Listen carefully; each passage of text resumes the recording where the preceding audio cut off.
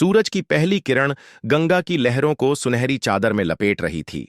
आसमान में धुंध का हल्का आवरण फैला हुआ था और घाट पर भजन कीर्तन की गूंज हर कोने में सुनाई दे रही थी। यह महाकुंभ का वह विशेष दिन था जब लाखों श्रद्धालु पवित्र गंगा में डुबकी लगाकर अपने पापों का प्रायश्चित करते हैं। गंगा के किनारे का माहौल अद्भुत था। साधु संतों की टोली, नागा बाबाओं के झुंड और हर जगह से आए तीर्थ यात्रियों का विशाल जमावड़ा देखकर ऐसा प्रतीत होता था मानो समूचा ब्रह्मांड गंगा की गोद में समा गया हो।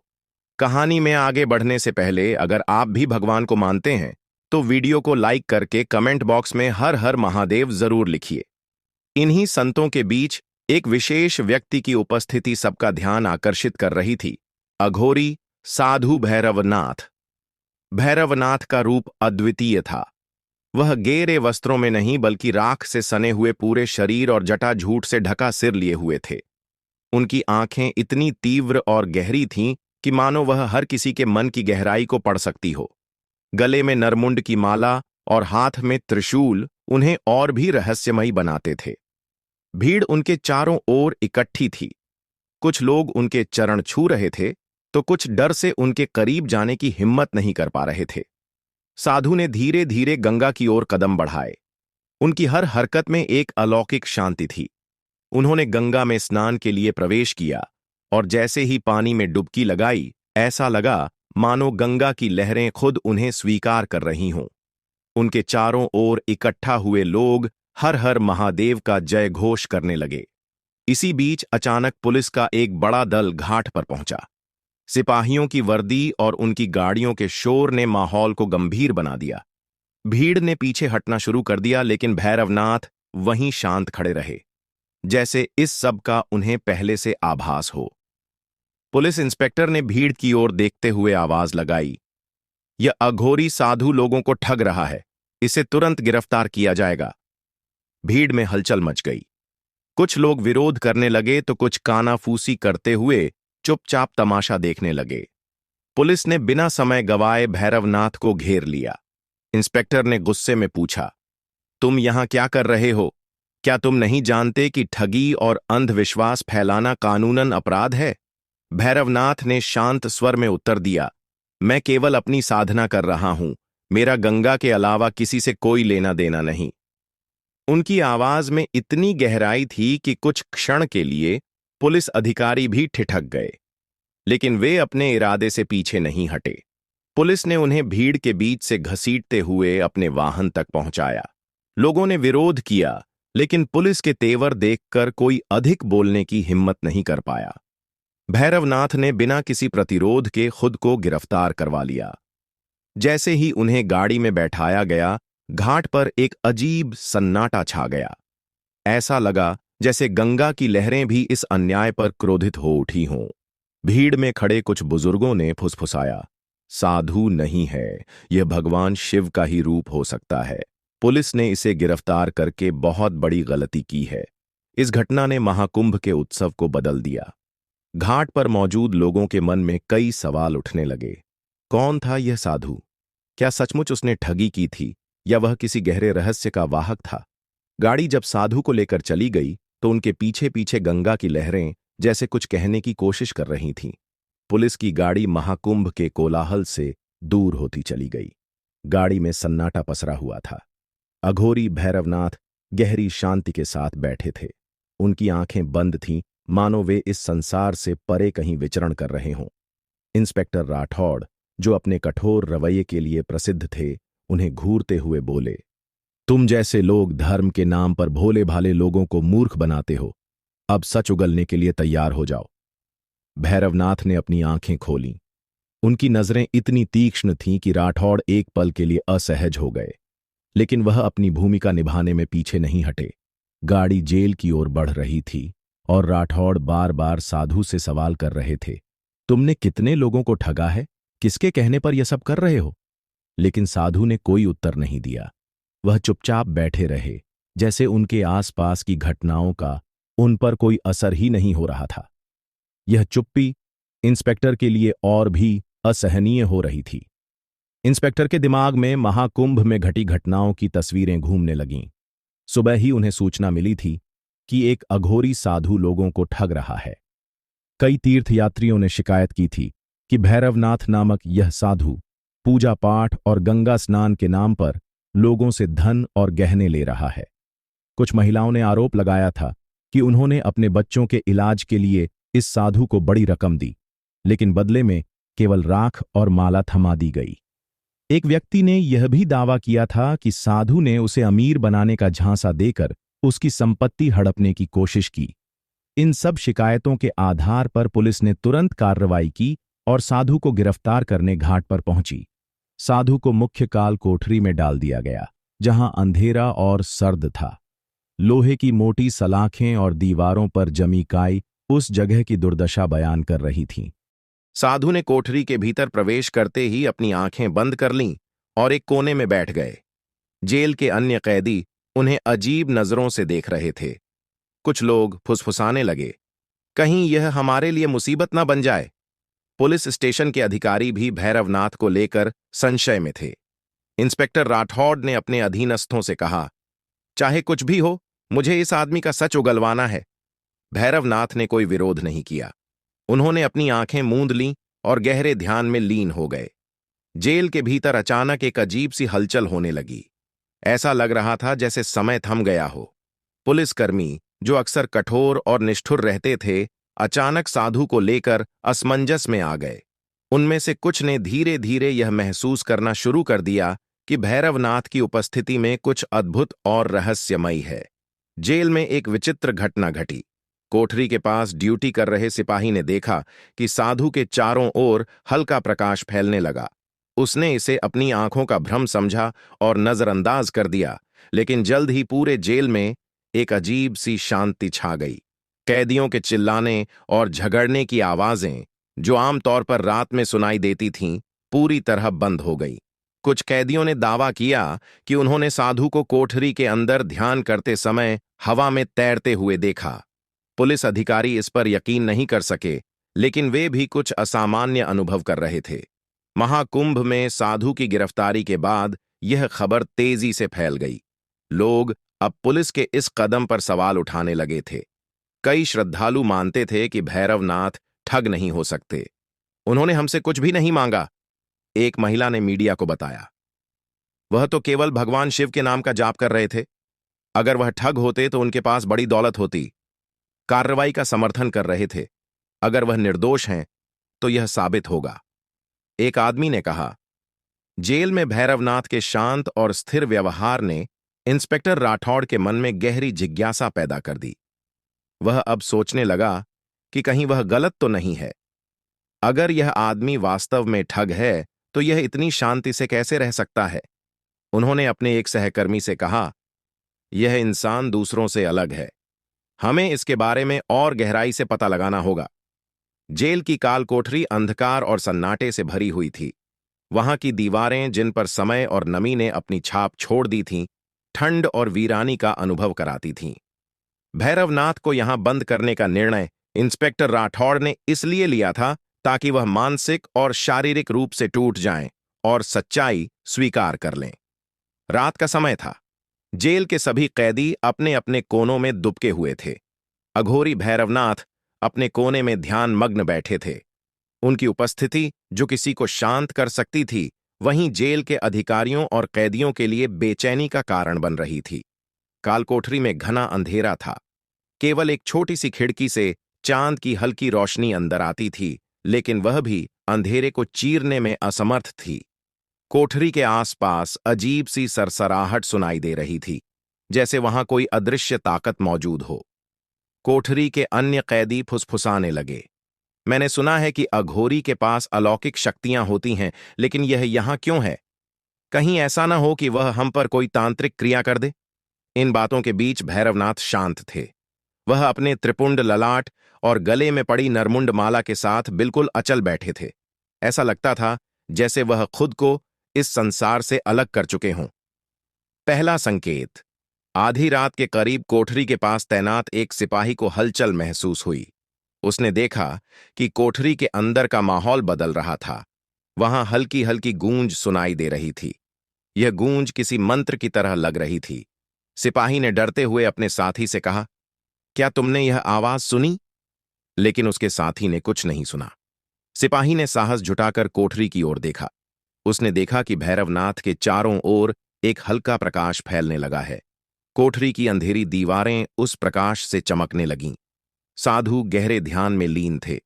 उनकी आंखें बंद थीं, लेकिन उनकी उपस्थिति इतनी प्रबल थी कि जेल की दीवारें तक उनकी ऊर्जा को महसूस कर रही थीं। उनके चारों ओर बहने वाली अदृश्य ऊर्जा ने वहां के माहौल को बदल दिया था। जेल के दूसरे कैदियों ने भी यह महसूस किया। एक कैदी जो कई सालों से जेल में बंद था और अपने क्रूर स्वभाव के लिए जाना जाता था, पहली बार शांत हो गया। उसने कहा, मुझे नहीं पता यह आदमी कौन है, लेकिन यह साधारण इंसान नहीं हो सकता। इंस्पेक्टर राठौड़ की बेचैनी बढ़ने लगी। राठौड़ अपने कार्यालय में बैठा था, लेकिन उसका ध्यान बार बार कालकोठरी की ओर जा रहा था। उसने अपने सहायक से कहा, मुझे समझ में नहीं आता कि यह आदमी इतना शांत क्यों है। कोई तो कारण होगा। क्या पता यह ठग हो या इससे भी कुछ बड़ा। राठौड़ ने खुद जाकर कोठरी का मुआयना करने का निश्चय किया। जैसे ही वह कोठरी के पास पहुंचे, उन्होंने साधु के चारों ओर फैले उस हल्के प्रकाश को देखा। राठौड़ ठिठक गए। उन्हें ऐसा लगा जैसे वह उस साधु की ऊर्जा से खिंचते जा रहे हों। राठौड़ ने अपनी हिम्मत जुटाकर भैरवनाथ से पूछा, तुम कौन हो? क्या सच में तुम ठग हो या यह सब कोई चाल है? भैरवनाथ ने धीरे धीरे अपनी आंखें खोलीं। उनकी आंखों में एक अद्भुत चमक थी। वह बोले, मैं वही हूं जो सबके भीतर है। तुम मुझसे जो प्रश्न कर रहे हो उसका उत्तर अपने भीतर खोजो। राठौड़ इस उत्तर से असमंजस में पड़ गए। उन्होंने साधु से और सवाल करने की कोशिश की, लेकिन वह फिर से ध्यान में लीन हो गए। रात और गहरी हो चुकी थी। जेल के सभी कैदी सो चुके थे, लेकिन काल कोठरी के पास खड़ा सिपाही अब भी बेचैन था। अचानक जेल के अंदर एक जोर की आवाज हुई। ऐसा लगा जैसे दीवारों के पीछे कुछ गिरा हो। सिपाही दौड़कर राठौड़ के पास पहुंचा और कहा, सर, वहां कुछ अजीब हो रहा है।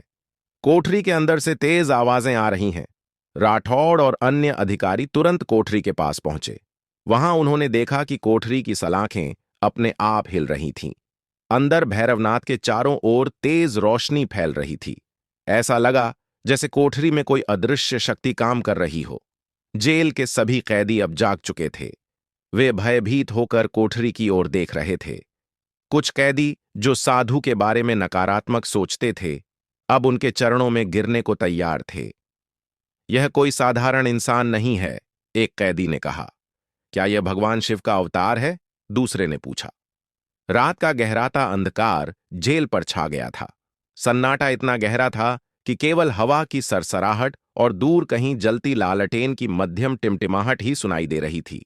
लेकिन जेल के अंदर, विशेष रूप से काल कोठरी के पास, माहौल असामान्य था। अघोरी भैरवनाथ ध्यान में लीन थे। उनके चारों ओर एक अदृश्य शक्ति का प्रवाह महसूस किया जा सकता था। जेल के अन्य कैदी और सिपाही जो अब तक साधारण इंसान की तरह व्यवहार कर रहे थे, इस स्थिति को देखकर विचलित हो रहे थे। कालकोठरी में पहला बड़ा चमत्कार आधी रात बीत चुकी थी। जेल के सभी कर्मचारी और कैदी सोने का प्रयास कर रहे थे, लेकिन कोठरी के पास खड़ा सिपाही रह रहकर बेचैन महसूस कर रहा था। उसने देखा कि कोठरी के अंदर से हल्की रोशनी फैल रही थी। यह रोशनी पहले पीली थी, फिर धीरे धीरे सुनहरी और फिर सफेद हो गई। सिपाही ने सहमे हुए इंस्पेक्टर राठौड़ को बुलाने का फैसला किया। सर, आप जल्दी आइए, कोठरी में कुछ अजीब हो रहा है। राठौड़, जो पहले से ही अघोरी की उपस्थिति को लेकर विचलित थे, तुरंत अपनी कुर्सी छोड़कर वहां पहुंचे। कोठरी के पास पहुंचते ही राठौड़ ने देखा कि भैरवनाथ के चारों ओर तेज प्रकाश का एक वृत्त बन चुका था। साधु की आंखें अब भी बंद थीं, लेकिन उनकी उपस्थिति का प्रभाव पूरे वातावरण पर साफ दिखाई दे रहा था। जेल के अन्य कैदी जो पहले झगड़ालू और हिंसक थे, अब शांत हो गए थे। कर रोने लगा। उसने कहा, मैंने अपने जीवन में कई पाप किए हैं। मुझे लगता है कि यह साधु मुझे देख रहा है, मेरी आत्मा को। राठौड़ का पहला बड़ा संदेह जागा। इंस्पेक्टर राठौड़, जो अपने कड़े व्यवहार के लिए जाने जाते थे, इस घटना को देखकर विचलित हो गए। उन्होंने खुद से कहा, यह आदमी क्या है? क्या यह वाकई ठग हो सकता है, या हमारे सामने कुछ ऐसा है जो हमारी समझ से परे है? उन्होंने साधु से पूछा, यह सब क्या हो रहा है? तुमने ऐसा क्या किया कि यह कोठरी भी तुम्हारी शक्ति से भर गई है? साधु ने धीरे से आंखें खोलीं। उनकी आंखों में गहराई और शांति थी। उन्होंने कहा, जो तुम देख रहे हो वह तुम्हारे भीतर का ही प्रतिबिंब है। डर तुम्हारी कल्पना है और जो प्रकाश तुम्हें दिख रहा है वह सत्य है। रात के तीसरे पहर एक असाधारण घटना घटी। कोठरी का भारी लोहे का दरवाजा, जिसे कई ताले लगाकर बंद किया गया था, अचानक जोर की आवाज के साथ खुल गया। यह देख सभी सिपाही और कैदी हक्के बक्के रह गए। राठौड़ ने गुस्से और डर के मिश्रण में चिल्लाते हुए कहा, यह कैसे हुआ? साधु अपनी जगह शांत बैठे रहे। उन्होंने कोई हरकत नहीं की। उन्होंने कहा, जो बंद है वह खोला जा सकता है, और जो खोला गया है वह केवल सत्य का मार्ग दिखाने के लिए है। साधु के शब्दों के साथ ही जेल के भीतर एक अजीब सा दिव्य वातावरण बन गया। ऐसा महसूस हो रहा था जैसे जेल अब केवल पत्थरों और लोहे की इमारत नहीं, बल्कि किसी तीर्थ स्थान में बदल गई हो। जेल में मौजूद कैदियों और सिपाहियों ने महसूस किया कि उनकी परेशानियां, गुस्सा और भय सब धीरे धीरे शांत हो रहे हैं। एक कैदी, जो वर्षों से बीमारी से पीड़ित था, उसने कहा, मेरे सीने का दर्द अचानक गायब हो गया। ये कैसे हो सकता है? साधु ने अपनी शांत लेकिन गहरी आवाज में कहा, यह संसार ऊर्जा का केंद्र है। जब तुम इस ऊर्जा को समझते हो तो सब कुछ स्पष्ट हो जाता है। मेरी उपस्थिति यहां कोई दुर्घटना नहीं है। मैं यहां तुम्हारे भीतर की उस शक्ति को जगाने आया हूं जिसे तुमने अनदेखा कर दिया है। राठौड़, जो अब तक साधु को केवल एक ठग मानते थे, इस घटना के बाद चुप हो गए। उन्होंने पहली बार महसूस किया कि यह साधु साधारण नहीं है। जेल का माहौल अब पूरी तरह बदल चुका था। हर कोई अगली रात की प्रतीक्षा करने लगा। सिपाही, जो पहले साधु को लेकर शंका करते थे, अब उनके करीब जाने से डरने लगे थे। कैदी, जो पहले उनका मजाक उड़ाते थे, अब उन्हें श्रद्धा की नजरों से देख रहे थे। राठौड़ ने अपने सहकर्मियों को बुलाकर कहा, इस आदमी के बारे में और जानकारी जुटाओ। मुझे इसके अतीत के बारे में सब कुछ पता करना है। मुझे यह जानना होगा कि यह आदमी कौन है और यह सब कैसे कर रहा है। जेल के भीतर फैले दिव्य माहौल ने सभी को बदल दिया था। कैदियों, सिपाहियों और यहां तक कि इंस्पेक्टर राठौड़ के दिल में भी अब साधु भैरवनाथ के प्रति जिज्ञासा और श्रद्धा का भाव उत्पन्न हो गया था। लेकिन सबसे बड़ा प्रश्न अब भी अनुत्तरित था। भैरवनाथ कौन है और उनके पास यह अद्भुत शक्तियां कहां से आईं? इंस्पेक्टर राठौड़ ने भैरवनाथ के सामने जाकर कहा, मैंने जीवन भर नियमों और कानूनों का पालन किया है। मैंने हमेशा यही माना है कि दुनिया में अच्छाई और बुराई के बीच केवल कानून की रेखा खींची जा सकती है। लेकिन आप मुझे एक नई सच्चाई दिखा रहे हैं। क्या आप मुझे बता सकते हैं कि आप यहां क्यों आए हैं? भैरवनाथ ने गहरी सांस ली और बोले, मैं यहां इसीलिए आया हूं क्योंकि यह मेरे मार्ग का हिस्सा है। मैं यहां किसी के आदेश पर नहीं, बल्कि अपने कर्तव्य के लिए आया हूं। भगवान शिव ने मुझे यह शक्ति इसलिए दी है ताकि मैं उन लोगों को राह दिखा सकूं जो अंधकार में खो चुके हैं। यह शक्ति तुम्हारे भीतर भी है, राठौड़। इसे पहचानो। भैरवनाथ की शक्तियों और उनके दिव्य व्यक्तित्व के सामने जेल में संशय धीरे धीरे मिटने लगा। पुलिसकर्मियों और कैदियों के दिल में उनके प्रति सम्मान और श्रद्धा का भाव पैदा होने लगा। जेल में कैदियों का व्यवहार भी बदलने लगा। जहां पहले कैदी झगड़ते रहते थे, अब वे शांत हो गए थे। कुछ तो ध्यान लगाने भी लगे थे। राठौड़ ने यह परिवर्तन देखकर कहा, यह आदमी साधारण इंसान नहीं है। इसकी उपस्थिति ने जेल का माहौल ही बदल दिया है। एक रात जब जेल के सभी कैदी सो रहे थे, अचानक पूरे जेल में घंटियों की मधुर आवाज गूंजने लगी। हर कोई मंत्रमुग्ध हो गया। भैरवनाथ के चारों ओर तेज प्रकाश फैल गया और जेल की दीवारें तक सुनहरी दिखने लगीं। सुबह राठौड़ ने भैरवनाथ से पूछा, आपने यह सब कैसे किया? यह सब क्या दर्शाता है? भैरवनाथ ने मुस्कुराते हुए कहा, यह केवल प्रारंभ है। हर आत्मा के भीतर यह शक्ति है। यह तुम पर निर्भर करता है कि तुम इसे कैसे जागृत करते हो। भैरवनाथ की रहस्यमयी शक्तियों और जेल में हुए परिवर्तन की खबरें बाहर फैलने लगीं। एक महिला जेल पहुंची जिसने भैरवनाथ पर ठगी का आरोप लगाया था। उसने कहा, मेरा नाम सावित्री है। पहले मैंने भैरवनाथ पर आरोप लगाया था, लेकिन अब मैं सच बताना चाहती हूं। मेरे बेटे का इलाज डॉक्टर नहीं कर पाए, लेकिन भैरवनाथ के दिए भस्म ने उसे ठीक कर दिया। सावित्री की गवाही सुनने के बाद राठौड़ और अन्य अधिकारी हैरान रह गए। भैरवनाथ ने कहा, सत्य को सिद्ध करने की आवश्यकता नहीं होती, समय पर वह स्वयं प्रकट हो जाता है। भैरवनाथ को जेल से रिहा कर दिया गया, लेकिन उनकी चुनौती यहीं खत्म नहीं हुई। समाज और धर्म के प्रति उनके कर्तव्यों की अग्नि परीक्षा अभी बाकी थी। उन्होंने लोगों को उपदेश दिया, शक्ति और साधना का उपयोग केवल स्वयं की उन्नति के लिए नहीं, बल्कि समाज के कल्याण के लिए होना चाहिए। महाकुंभ में भैरवनाथ की शिक्षाओं ने लोगों के जीवन में सकारात्मक बदलाव लाया। गंगा तट पर उन्होंने एक विशेष अनुष्ठान किया, जिसमें हजारों लोगों ने भाग लिया। इस अनुष्ठान का उद्देश्य समाज को नई दिशा देना था। भैरवनाथ ने अपने अनुयायियों से विदा लेते हुए कहा, हर इंसान अपने भीतर की शक्ति को पहचानकर संसार को बेहतर बना सकता है। उनकी यात्रा ने यह सिद्ध कर दिया कि सच्ची शक्ति भीतर होती है। उनका जीवन मानवता के लिए प्रेरणा का स्रोत बन गया। उनकी शिक्षाएं और कर्म आज भी लोगों के दिलों में जीवित हैं।